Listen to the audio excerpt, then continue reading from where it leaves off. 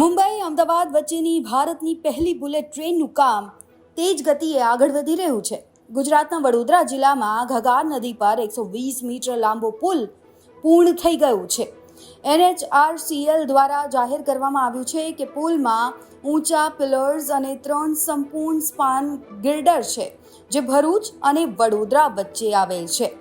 ત્યારે NHRCLના managing director Rajendra પ્રસાદના જણાવ્યા મુજબ બુલેટ ટ્રેન પ્રોજેક્ટ ભારતમાં 2027 સુધી કાર્યરત થવાનું લક્ષ્યાંક છે. કોરિડોર માટે થયેલા 28 સ્ટીલ બ્રિજમાંથી આ ત્રીજો બ્રિજ છે.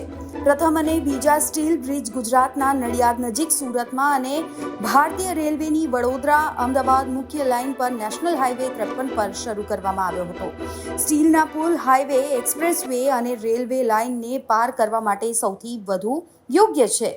જાપાની કુશળતાનો ઉપયોગ કરીને ભારત મેક ઇન ઇન્ડિયા પહેલ હેઠળ ઇન્ફ્રાસ્ટ્રક્ચર બનાવવા માટે તેના પોતાના તકનીકી અને ભૌતિક સંસાધનોનો વધુ ઉપયોગ કરી રહ્યું છે. બુલેટ ટ્રેન પ્રોજેક્ટ માટેનો સ્ટીલ બ્રિજ આ પ્રયાસનું મુખ્ય ઉદાહરણ છે. બ્યુરો રિપોર્ટ, ગુજરાત તક.